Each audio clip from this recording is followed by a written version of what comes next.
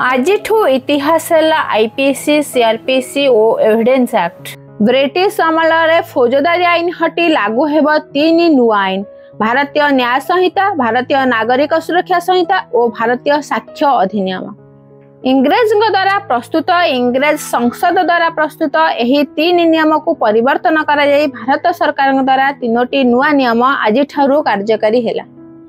केवल ना नुहे यही तीन नुआ आपराधिक आईन रे बदली धारा और दंड विधान व्यवस्था।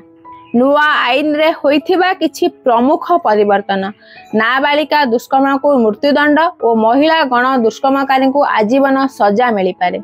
भीड़ हिंसा मृत्यु मामला दोषी को 7 वर्ष जेल मृत्युदंड जाए प्रावधान रही।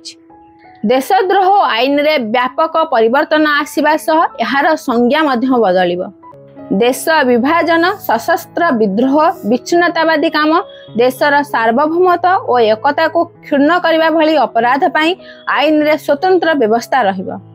नुआ आईन रे आतंकवाद को परिभाषित करा जायछि और एहाकु दंडनीय अपराध श्रेणीभुक्त करा जायछि। केही देशर एकता, अखंडता और सुरक्षा प्रति विपद सृष्टि कले, साधारण जनता किंबा कोनोसी वर्ग को आतंकित कले, भारत किंबा अन्य कोनोसी देशर सार्वजनिक व्यवस्था बिगाड़िबा उद्देश्य कार्य कले आतंकवाद श्रेणीभुक्त करा जिवो। फेरार और पलातक विरोध में आरंभ हो पार मोकदमा। आईनगत विकल्प शेष होबार 30 दिन मध्य राष्ट्रपति को राजक्षमा पाचिका देवाकू पड़िबो।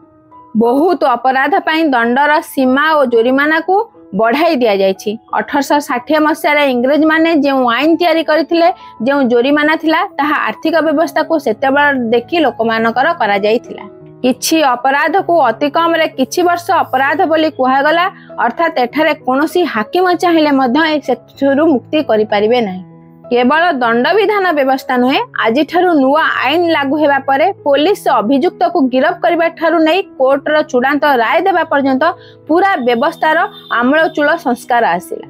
एणिकी पुलिस समस्त को गिरफ करबा बेले किंबा कोर्ट हाजिर कला बेले हाथ कड़ी लगाई पारिबो नाही। भारतीय न्याय संहिता धारा 43(3) अनुसार अभ्यासगत अपराधी पूर्वर फेरार होइथिबा अभियुक्त आतंकी कार्य संपृक्त को हाथ कड़ी लागिबो। एथिस हत्या, दुष्कर्म, एसिड आतंकी, ड्रग्स और शिशु को यौन शोषण अभियुक्त को मध्य हाथ कड़ी लगी पारिबो। जणे चाहिए ऑनलाइन रे किंबा 0 एफआईआर व्यवस्था रे देशर जे कोनोसी थाना रे एतला देई पारिबो। 15 वर्षरु कम शिशु और 60 वर्षरु अधिक दिव्यांग और गुरुतर असुस्थ को थाना को जीवा को पड़िबनी, सेमाने घरे रही पुलिस सहायता पाई परिबे।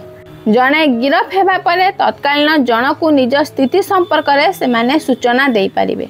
90 दिन मध्य चार्जसीट दाखल करबा को पड़िबो और कोर्ट चाहिए एहाकु मध्य बढ़ाई परिबो। चार्जसीट दाखलर 60 दिन मध्य चार्ज फ्रेम हेबो।